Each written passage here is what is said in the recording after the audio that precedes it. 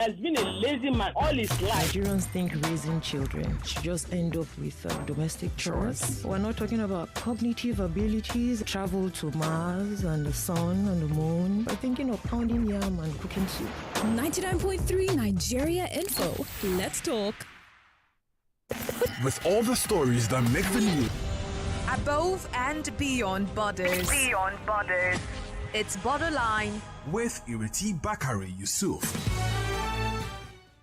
Welcome back to Borderlines, the only show that takes you beyond borders. Today's show, Friday, this last 2 hours, is one for distinguished guests. See, my next guest is possibly, Professor Mukesh was talking earlier and saying, you need the people who will shout. They don't have to work for the UN, but they need to shout from the pulpit and let the world know what's going on. You might think shout in that context was negative. No, it wasn't. Shout means wake up, world.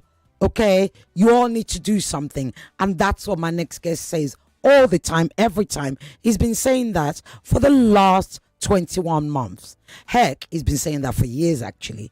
But we all started hearing him louder in the last 21 months. His name is Dr. Mads Gilbert. He's been here before. Doc, welcome to Borderlines. Thank you so much, Treti, and thank you for having me on Borderlines. It's a privilege, and it's always a great pleasure and a very meaningful duty to speak to the people of Africa, the great continent, the great people of Africa, the great people of course, Nigeria, but first of all, the great people who have been fighting colonialism and who have been standing tall in protection of their people, their land, and their culture, because we're still fighting colonialism. And I'm sure we will come back to that. But Gaza, if anything, it is the horrible story of the crimes and the sadism of the colonial powers. Indeed it is. So, the conservative number is 45,000. However, you have the likes of the Lancet report, and I saw another report recently, might even be, maybe it was America or Harvard, 300,000. Whatever the number is, what we do know is that human beings like you and I, with just one difference, they are Gazans. By extension, they're also Palestinians, are being killed every second as we wake up, as I'm speaking to you, almost like they're mosquitoes. And I'm going to be frank, because we're at the point where we can no longer hide the truth. It doesn't matter whether somebody agrees it's a genocide, but we all know what we're seeing. How is this happening, Doc? How? Well, I think since I'm a medical doctor, I'm not, an expert or an academic of history or political sciences, I have to share with you my own experience over the last 40 years working with the Palestinians, because I started my medical work to support the Palestinian struggle in 1981 in Beirut and 1982 in Beirut. And I think there are three main reasons that this has come to where it is today, as you rightly say, where people of Gaza and also the West Bank are being slaughtered without any mercy, almost as if there is an algorithm telling the Israeli occupation army how many to kill every day to fulfill the quota of the genocidal government that they are serving. Don't forget, this is a governmental army. It's not a ragtag sort of uncontrolled army. It's a governmental army. And the first reason for this situation we have now is the Israeli impunity. Because ever since 1948, Israel has been getting away with abhorrent crimes, breaches of international law, breaches of basic human rules of interaction with each other, breaches of all the statutes of the Rome Convention, of the Hague Convention, of the Geneva Convention, breaking more resolutions from the UN Security Council than any other nation on earth, and never having been punished for it. You can go back to the massacres in Sabra and Shatila in 1982. You know, nobody punished internationally. You can go to the attack on Lebanon in 2006. You can go to the multiple attacks on Gaza in 2006, 9, 12, 14, 21, and now. And every time the documentation of the breaches of international law, by documenting the attacks on healthcare, the killing on healthcare workers, the attacks on civilian infrastructure, the attacks on farmers and fishermen, the attacks on hospitals and universities. Everything has been documented in great detail and in lots of reports, but never before now, never before has Israel been held accountable, number one. Number two, colonialism. At its core, Israel is the spearhead of Western colonialism, which still is alive, very much alive, and doing its mad, very dirty work to grab resources, to control the territories, to be in charge of the people of the global South. And this colonialism is spearheaded today by Israel, and with the support of US and with the support more or less of the Western governments. And this colonial settler policy is extremely, extremely graphically visual in the West Bank and in Gaza. Israel has a very clear colonial goal of occupying and annexing the West Bank and Gaza into Eretz Israel, the Greater Israel, which they have had as a plan since 1948. And that is much, much more land than is Israel 1948, which by itself was, of course, a great crime and a violation of the rights of the Palestinian people. This Eretz Israel includes parts of Lebanon, parts of Syria, parts of Jordan, parts of Egypt, and that is their overall goal. That is this Eretz Israel, which is a colonial, massively unjust struggle, a military, political, and an extremely brutal struggle from the Israelis, supported by the US. The third reason, I think, is the deep-rooted racism that makes all people of color, all people of the global South, count much less than the white people of the global North. Unfortunately, this racism did not end with the fall of apartheid in South Africa, did not end with the liberation of Rhodesia, did not end with the liberation of all the different African nations, or for that sake, Pakistan, India, Burma, Cambodia, Laos. This racism is prevalent today, and we see it in the way the Western media is reporting on the results of the killing of Palestinians in Gaza and the West Bank, where one Palestinian life counts nothing in their daily reports, whereas one white life counts everything. Take this last very, very sad natural disaster in the US with this summer camp for kids being flooded by a river. Of course, all our hearts are broken with this situation. I don't know the exact final number of killed children, drowned children. It was less than 10, I think. Compare that to the around 22,000 Palestinian children killed in Gaza for the last 2 years. Compare that with the 10 children killed yesterday by being burnt alive in their encampments, where they're forced to fly again and again and again into the camps, into the tents, whatever shelter they have, where the Israeli occupation forces, with their deliberate drones, with full control, kill them day out and day in, and there is no coverage in the Western media. And this is the reflection of the deep-rooted racism. So I think it is extremely important to understand these three factors: Israeli impunity, Israeli settler colonial ambitions and genocide and ethnic cleansing, and the deep-rooted racism of colonialism and the West, unfortunately. So and we have go ahead. On the white side, on the white side, to call it that.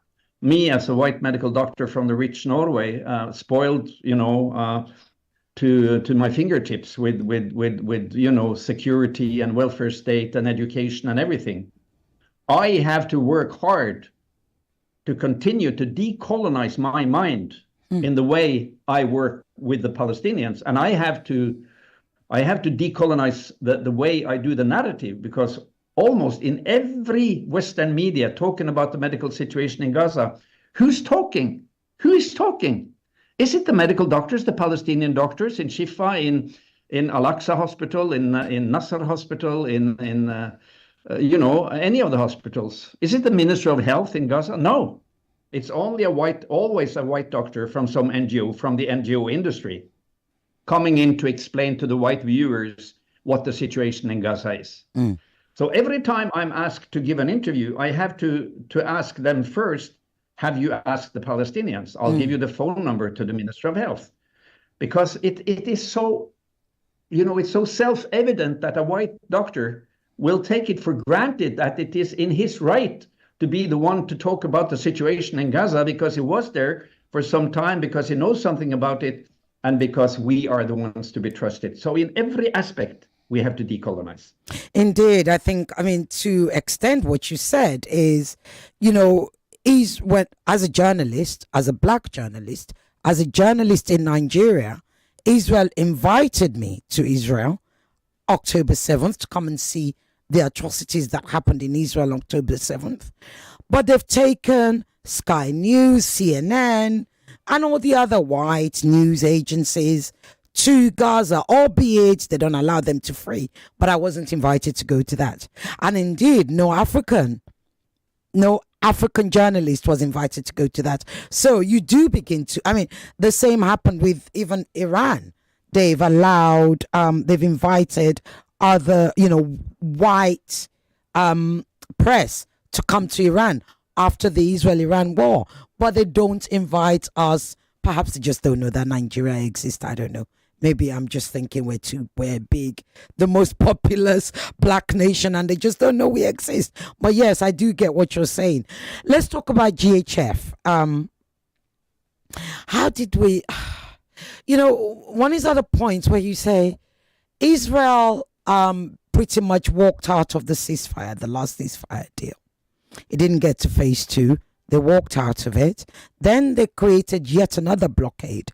2-3 months after the blockade, due to national, or should I say international, global condemnation, we then hear of GHF. This is after UNRWA has been sacked. UN has been blocked.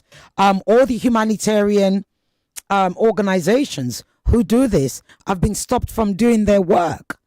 GHF. Who is GHF, and why are so many, some 700 Gazans, perhaps more now, have been killed since GHF was set up? And GHF, to those who don't know, is Gaza Humanitarian Foundation. Is this a case of the white savior, or is it a case of the devil disguised as a white savior, perhaps even? No, it's much worse than that. Much, much worse than that. Oops. I'm sure you know the Canadian author and philosopher Naomi Klein. She wrote a book which is called The Shock Doctrine. And the shock doctrine is about how capitalism feeds and thrives on this shock procedure, where they install a massive shock, and in the chaos of that, they reinvent their investments, they reorganize, they recapture new assets, and they gain more control. If you watch Trump now, he's doing the shock doctrine almost every day with this trade imposing tariffs and blah, blah, whatever he does. But this GHF has made almost all the media forget the fact that Gaza has been under siege for 17 years. Not for 2 years, not since the last breach of the ceasefire. Gaza has been under a heavy Israeli siege and blockade for 17 years. I've been there every year through these last 20 years. And it's caused massive malnutrition, food insecurity, de-development of the society. It's been difficult on all aspects. It's been a society forced down on its knees. And now, when the October 7 happened, you know what they said, Gallant and the other ministers of the government, we're fighting human animals. They're not going to get anything, any food, any water, any medical supplies. And they kept their words. Now the pressure, the international pressure, mounted and mounted and mounted on this incremental blockade that came after the 7th of October. And the pressure on Trump and the government and the Zionist lobby in the US became stronger and stronger. So here they come with a new invention, which is GAF. It has nothing to do with Humanitarian Foundation. It is a group of US-based mercenaries. They're paid free soldiers who are under the full control of the Israeli occupation forces and the Israeli government with the US. And they are using this cover of providing some food parcels to obtain two things. Number one, to relocate the people of Gaza into zones where Israel can control them in the south. And this is the genocidal plan of Netanyahu. He wants to empty Gaza from the north all the way down to Deir Bala and to Rafah, and to have 2.1 million stuck together there in order to expel them from Gaza, or to kill them, to continue to kill them. Number two, the GHF was going to be a fig leaf for the Israelis to say, look, we are giving food, because the International Court of Justice has been very clear that Israel is imposed by the International Court of Justice to open all avenues to humanitarian help to come into Gaza. And now they say, well, look what we're doing. We're having this GHF doing this work. Where, in fact, what they are doing, the food parcels are completely insufficient, and they're actually using food as a bait to attract desperately starving people to places where they can incarcerate them in these horrible structures that are equally constructed in 3 different distribution points in South Gaza.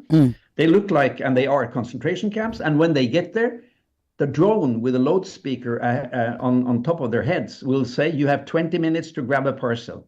Wow. And these tens of thousands of hungry people fight a fight for life to get some food to their families.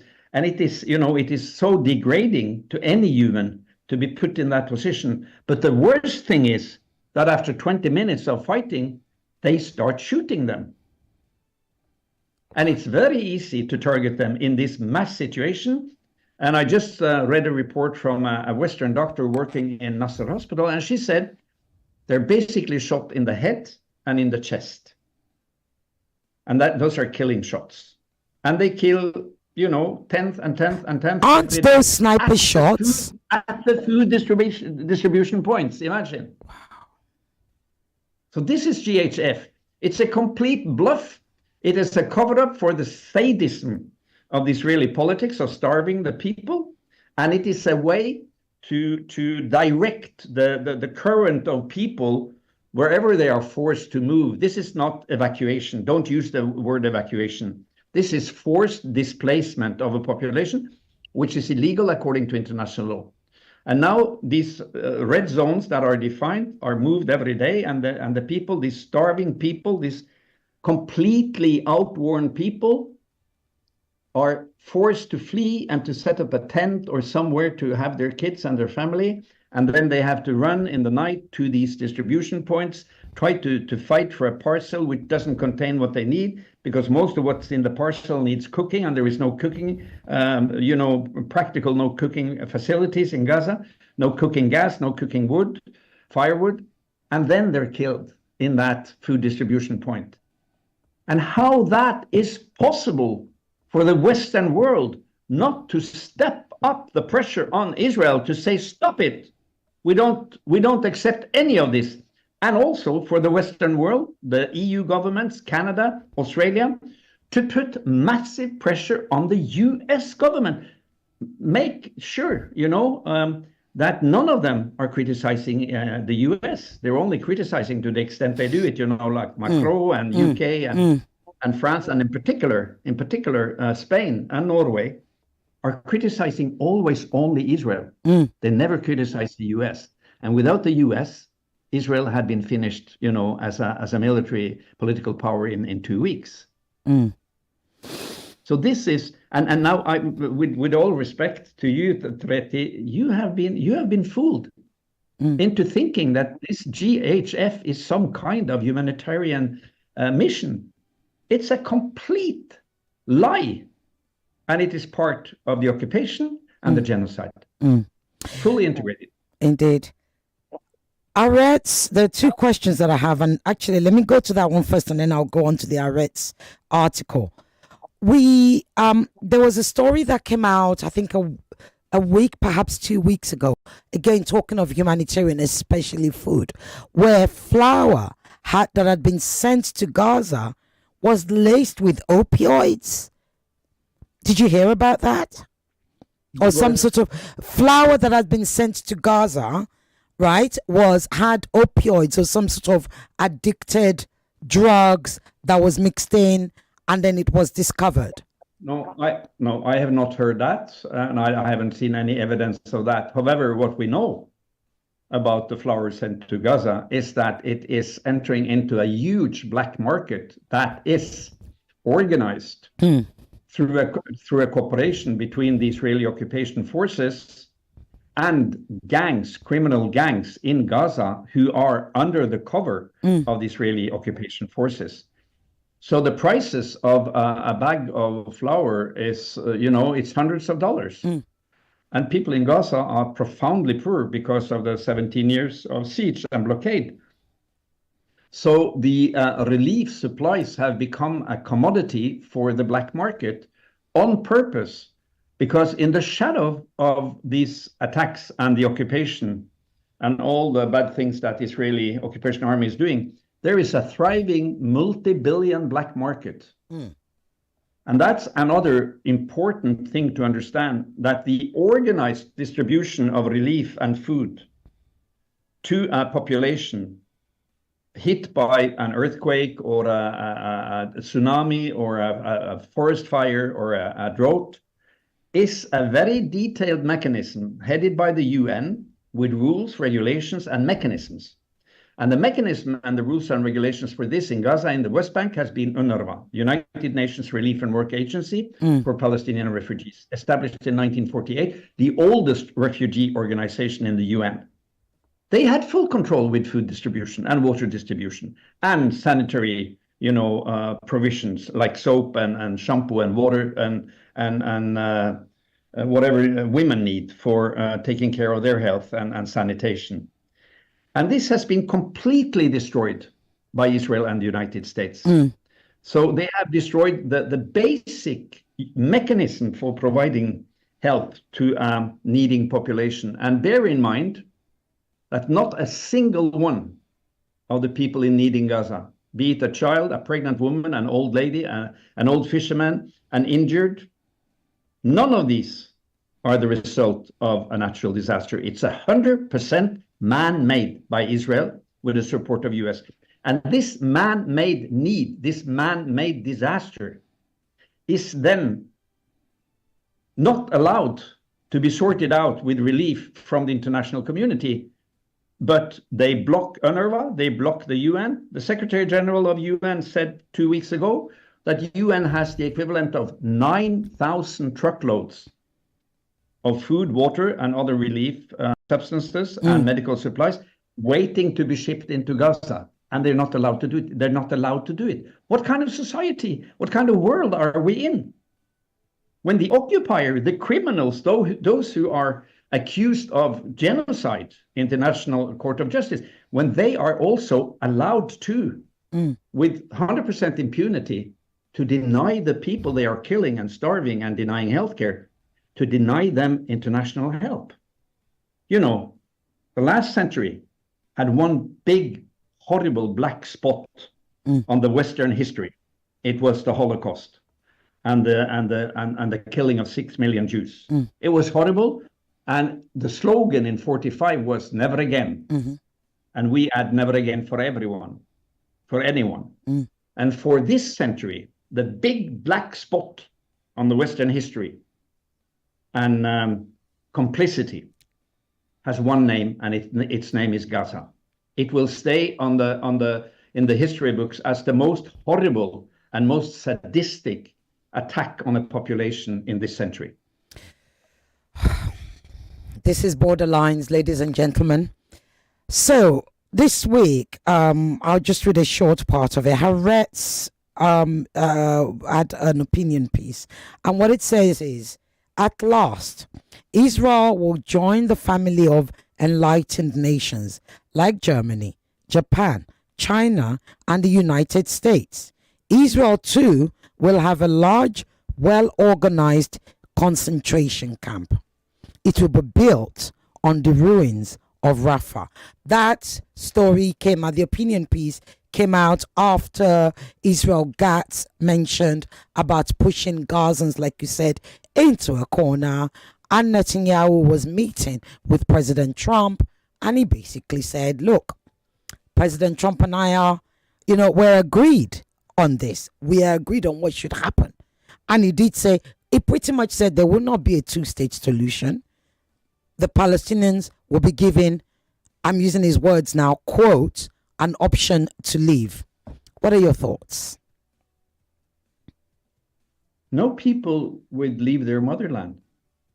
I'm Norwegian. I live in a small country in the outskirts of the world. We're 5 million people. We were occupied by the Danes for 400 years. We were occupied by the Swedes for 75 years. We were occupied by the German army for 5 years, from 40 to 45. And sooner or later, we managed to throw them all out.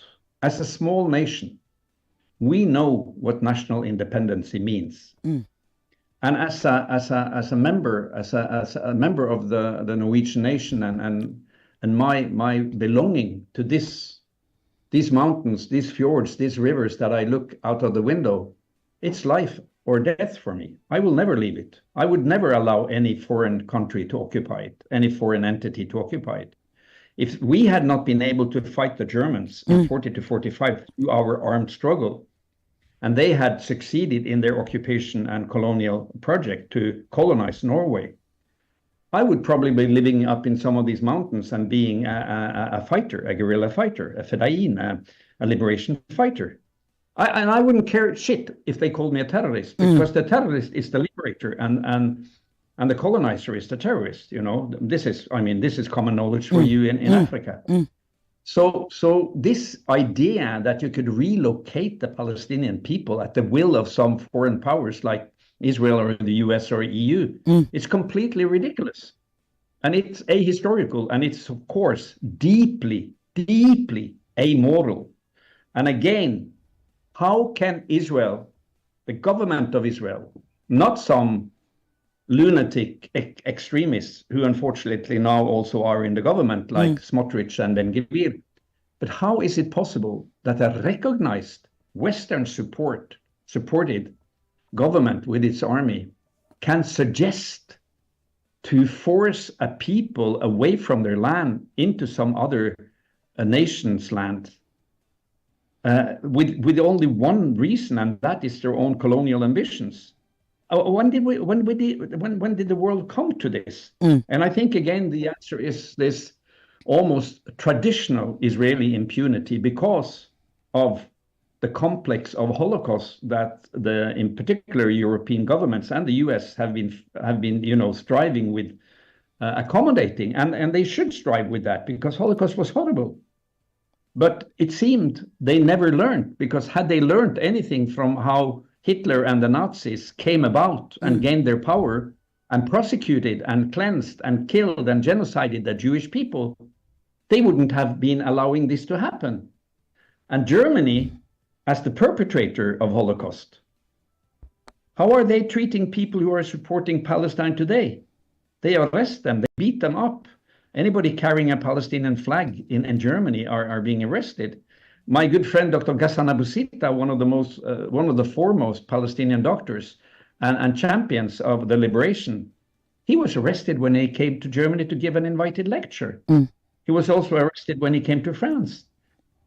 So it is this whole idea about forcefully expulsing the Palestinians from Palestine is, of course, 100% rejectable. It is completely out of the question. And it is our duty, it's my duty as a white European to stand tall, to support not only with words, but with action, the Palestinian freedom struggle. And that includes to support the armed struggle of the Palestinian people, not only to talk about humanitarianism and getting in some field hospitals and have more doctors from the West or some relief entities coming in. I support fully and wholeheartedly the Palestinian armed struggle, the Palestinian armed liberation struggle. I don't support Hamas. I don't support Fatah or Jihad or PFLP or PA. But along with the Norwegian Solidarity Movement, I support the Palestinian people and their right to resist an occupation with arms, because that is anchored in international law, just as the West are running their feet off to support the Ukrainian armed resistance against the Russian occupation. So when the Ukrainian people have the right to resist with arms, why should not the Palestinian people have the right? And one question to those people who are objecting to the Palestinian freedom struggle: what do you expect them to do? To sit idle and see their women and children and elders and societies and universities to be completely destroyed and killed and tortured and extinguished without doing anything? No people on earth would do that. So as Mahmoud Darwish, the famous Palestinian author and poet, said, as long as the Satar and the olive trees are staying, we are staying. Meaning all the people I know in Gaza, and I have some of my most beloved friends and colleagues in Gaza, because I've been there for so many years. They all say now, we rather die here than leave Gaza. We will never betray Palestine and the cause of Palestine. It's our land. We have the right to it, just like the Nigerian people have the right to Nigeria, just like the South African people have the right to and has the right to South Africa, and so on and so forth. Thank you. So this completely pathological thinking of just killing, starving, thirsting a people almost to death, and then say, please leave because we're going to take your country. It says a lot about the status of colonialism today. We thought maybe it was eradicated. No, not at all. It's alive and thriving in its most brutal, vulgar, and mortal form in Palestine today. Thank you. Oh, there's so much to unpack. But you mentioned something which triggered this question in my head. And I'd asked Professor Mukesh about it earlier in my first interview. You have the likes of Francesca Albanese, who is now under sanction by the US, the UN Special Rapporteur. She had spoken previously of the threats that she gets to her life and how she's not afraid and she's going to continue to actually, do her work. You then have Karim Khan, who again is under sanctions by the US. In actual fact, a story came out about a month ago that turns out that David Cameron, whilst he was the Foreign Secretary for the United Kingdom, called Karim Khan to threaten him that the UK would withdraw funding for the ICJ if he went ahead with issuing the warrant. I have to ask you, ICC, I beg your pardon. I have to ask you, Doc, have you received threats? How do you stay? Because you are literally one of the loudest waker-upper, if I may call it that, activists and, humanitarian and doctors that has been, and you're unafraid. Have you received threats? How do you carry on? Have you been warned about sanctions? I think it's important to realize two things. Number one, that the Zionist government of Israel, they have a huge organization called the Hashpara.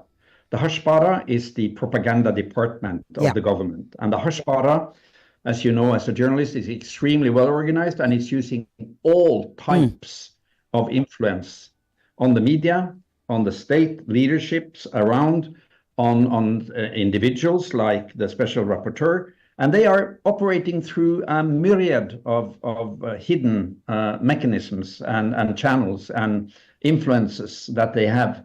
So they are trying to control the narrative all the time, and they will shoot down any important person who is challenging the Zionist narrative. And now there is no doubt that the Israeli government has lost control of the narrative, because so many million people are watching every day on TikTok, on Insta, on X, and other social platforms, the reporting, the popular reporting from Gaza and from the West Bank, thanks to the mobile phone and the video filming. Not only that, also thanks to, of course, our Palestinian brothers and sisters, journalists, who are bravely standing tall in Gaza, like the Palestinian doctors and nurses and paramedics, to not leave their duty. And as you know, the Israeli occupation army has killed 226 journalists at least. And they are blacking out Gaza from any Western journalist who wants to go there. They have to be embedded in the Israeli army, which no decent journalist will do. So they are desperate in trying to control the narrative.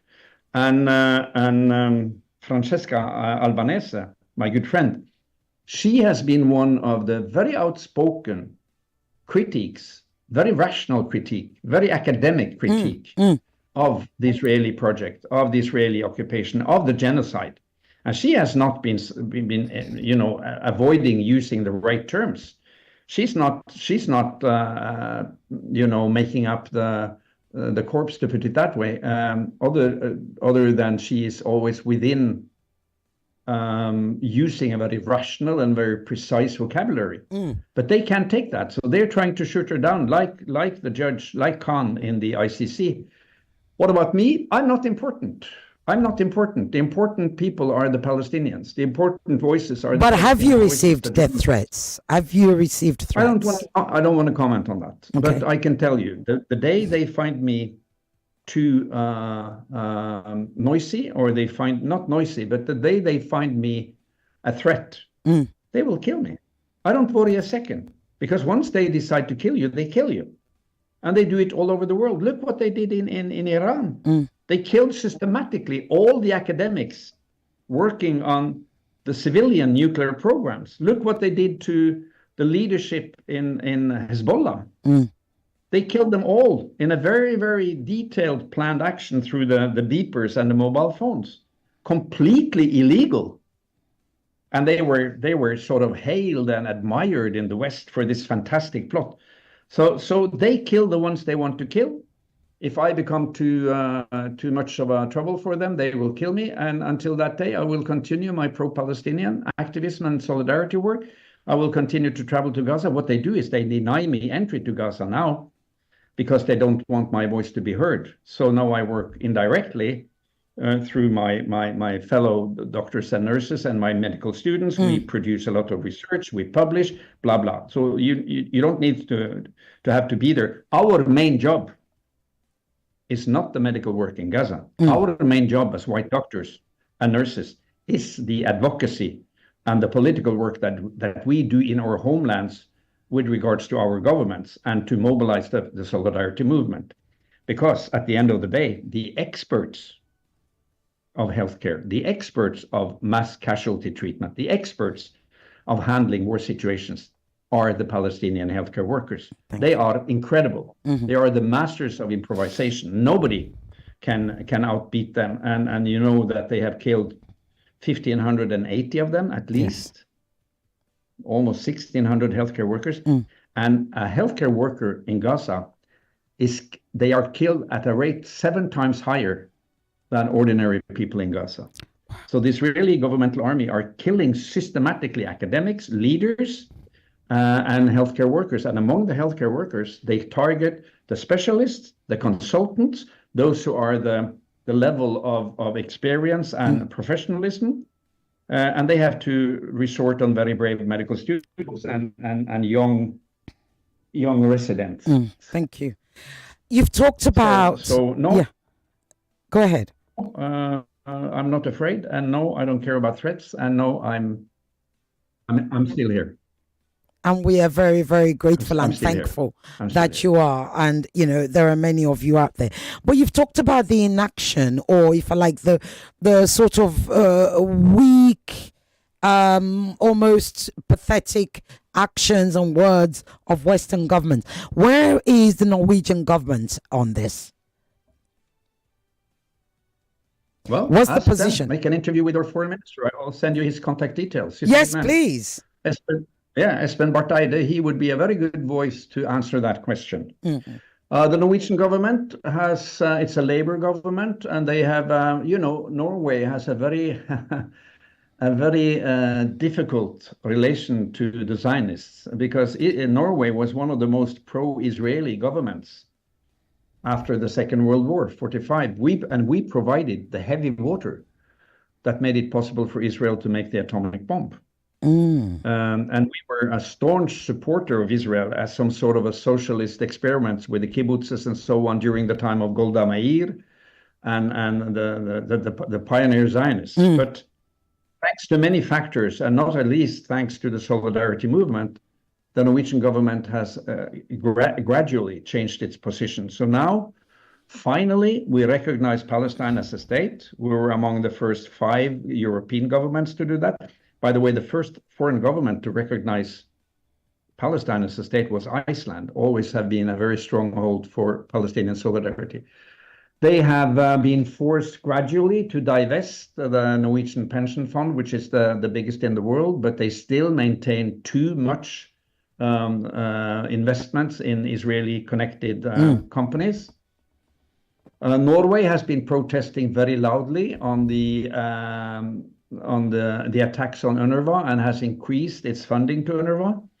And in the beginning, I don't know the position right now, they have not described Hamas as a terrorist organization. And Norway is quick to condemn, quick to make vocal statements, but on the other hand, they have not divested. They should do that. According to UN, Norway is the European country with the largest investment through the pension fund in Israeli interests in Europe.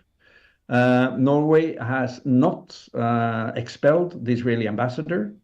Norway could also take much more patients from Gaza and show solidarity. We've only taken, I think it's 20. And Norway could, of course, lead on among the European governments in much more concrete actions of sanctions and isolation of Israeli leaders than the fact is. Don't forget, it took only days for the Norwegian government to divest all of its interest in Russia after the invasion of Ukraine. I think we have allocated 80 billion Norwegian kroners directly to Ukraine, to weapons and to support. So there is this huge double standard where the white, blue-eyed, blonde people of Ukraine are heavily supported with very strong political means that you don't see anything of with regards to the Palestinian people. So to answer your question, it's double-edged. There is a lot of good things going on.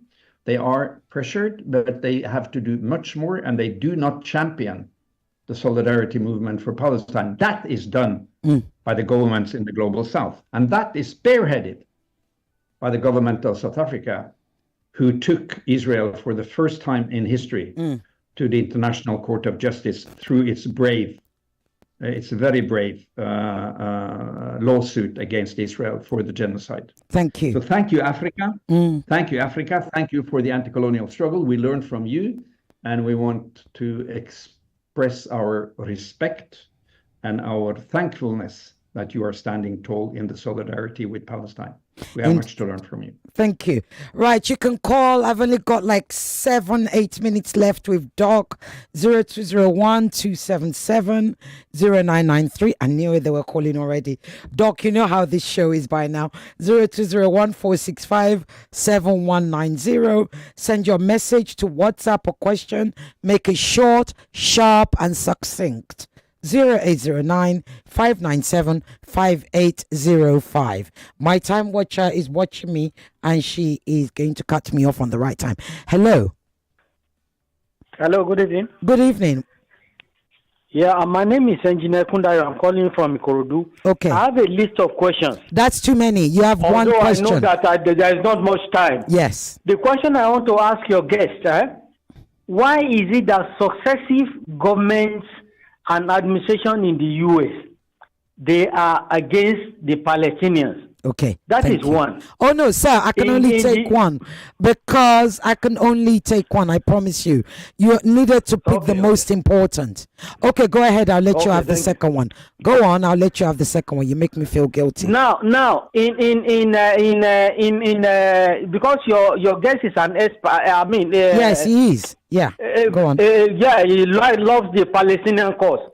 I want him to please let us know what the average life is inside Gaza itself. Okay, all right. You see, because these people are, I mean, I don't understand. Thank you. The inhuman conditions that they're being put to. What is his own view of the average person in Gaza? Okay, thank you. So I think two questions there from Ekundayo. Basically, the first one is, or the second one, which comes to mind quickly, is what is life like for the average Gazans? Because I guess what is life like? What's life like to paint the life of the average person in Gaza for us? That's number one. Number two, why do successive American governments seem to hate the Palestinians? Let me answer this one, and I will. Hello. Yeah. Good evening, SCCOG. Good evening, Emmanuel. One question. 30 seconds. Okay. Emmanuel Macron seems to be a Palestinian activist now. Is anything going to come out of the French president's take, on the issue of Palestinians now? Because recently, thank you. He has been. Thank you. I get it. Do you agree, Doc? I couldn't. Well, he said Emmanuel Macron seems to have turned into a Palestinian activist. Do you agree, or do you believe that his new rhetoric will make any difference? Emmanuel Macron of France. Yeah. Emmanuel said he appears to have become a pro-Palestinian activist. I'm asking, do you agree? He said he had become. That's what my listener said. Emmanuel said so. Do you agree? Well, many of these political leaders and governmental leaders and prime ministers and presidents, they are like wind sockets. You know, a wind socket that you see in the airport? Yeah. They change direction according to the wind. Now, Macron is a sly guy. He's a sly and very opportunistic guy. So he turns his coat with wind. And I think while it's a good statement, it's good. Show me in practical speaking, not only lip service. Show me what France is going to do. Will you stop the export of weapons to Israel? Will you exclude Israel from the trade agreement with EU? Will you condemn Israel? And will you throw out the Israeli ambassador? That's what counts to me. Whatever he calls himself, I don't care shit. So, of course, it's a good thing that he says I have become a Palestinian activist, because it shows that the popular resistance in France, like in other European countries, is so strong in favor of the Palestinians that the leaders are standing to walk the same line because they are afraid of losing their popular support or their seat in the parliament. For me, the lesson is increase the popular solidarity work. Do more every day. We can change the world. The solidarity movement is extremely powerful, and we can change the world. Okay, I have a question here, which I think you'll be able to answer in like 10 seconds. Good evening, Ireti. My question is, why is it Hamas cannot surrender for innocent people of Gaza to have reprieve? Welfare of the people should be paramount instead of holding on to power. They should also release their hostages. Those they are using for bargaining chip. That's from Mickey Nikorodu. You got 10 seconds to answer that, Doc, and I'll come back. Well, ask Hamas, ask their leaders. You can get their contact details easily. I'm not going to answer on behalf of Hamas. What I will say is that Palestinians have the right to demand release of the more than 2,000 hostages that Israel is holding in their prisons, including children, in exchange for the hostages that were the war prisoners that they have. And of course, everyone who follows the media knows that Hamas has said we are willing to give away the political power of Gaza to any kind of Palestinian governance. Okay. But otherwise, I would refer you to the Hamas leadership to answer. They can do that themselves. Excellent. So Ekundayo asked another question. He said, what is life like in Gaza for the average Palestinian that lives in Gaza? Again, 30 ask the seconds. Palestinians. I can give you ample contact details so you can talk to them directly.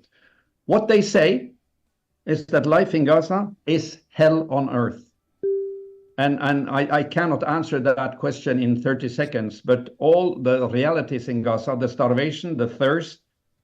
Remember, 2.2 million people, there is no garbage collection. There is no clean water. There is no showers, no toilets. Imagine being pregnant. Imagine just having delivered your newborn and you don't have milk formula. You don't have water to clean the baby. Imagine having to move from tent to tent and the tent camps are being bombed and the people are burnt alive. I mean, what words can describe this kind of life? It is beyond comprehension that they still stand tall and maintain their urge for their land and for the greater cause, and that they respect themselves, their fellow Palestinians, and behave with great dignity. We have a lot to learn from the Palestinian people. They are holding the world's moral compass these days because it shows. Thank you. They show us what it means to be a human and what it means to stand for principles and not just yield to pressure. Thank you. Hello. Can I answer? Yes. Sorry. Give me 1 second, Doc. Sorry. Say that again. Can you hear me? Yes. Yeah, thank you. I want to ask him, what informs his position on the situation of Gaza as concerns the humanitarian situation? Because he's from No. What do you mean by what's informed it? I need you to make your question short. I've literally Yes, I want to ask whether it is just mere coincidence with the position of Norway, his country, given the fact that Norway believes so much in fundamental human rights and the peace process. Okay. You think what informs that? Okay, all right. So what he's asking is what Titilokwe was asking is, are you influenced, is your passion about Gaza, Palestinian, the plight of the Palestinians, influenced by the reputation of Norway as a strong humanitarian country? 1 second, please. I'll just answer well, this. I think thank you for the question. Hold on 1 second, Doc. I'm trying to squeeze in. Sorry, I'm trying to squeeze in quickly. Yes, quickly. The last one. Yes, I can hear you. The line is bad. Go ahead, Doc. Please call back. The line was bad. Yeah, go ahead. My dedication, my dedication and my heart for the Palestinian people and their cause comes directly from my experience with the Palestinian people. Their plights, their destiny, their oppression, on the one side, their sacrifices, and on the other side, their dignity, their culture, their resistance, and their willingness to sacrifice for the benefit of others. So for me, the most important source of inspiration is what I have learned in my life with the Palestinian people. Anthony Bedoin. I was about to pick up that call. I think you've answered all the question. If you call back, okay, let me answer this now. No. I want the last minute. Okay, go ahead. Last minute to read to you. Okay. I want to read to you from my mobile phone a message I got yesterday. Okay, so go ahead. From the medical workers in the Nasser hospital. You know, Nasser hospital yes, is the biggest and most important hospital in the south. They are now surrounded by Israeli tanks and being shot at. This is what they wrote last night. Quote, we are working now in the hospital and the Israeli tanks are only a few meters away from us. We are closer to death than to life. The soldiers show no mercy, not to a child, not to an elder, nor a doctor or a nurse. We remain here, doctors, nurses, and healthcare workers, because we are human and our mission is humanitarian. If these Israeli ravens snatch our lives, don't forget us, don't turn us into numbers. We love life. We have dreams just like you. We have children and spouses we love deeply, just like you. But to be truly human means not abandoning those who need your humanity. Tell the world about us.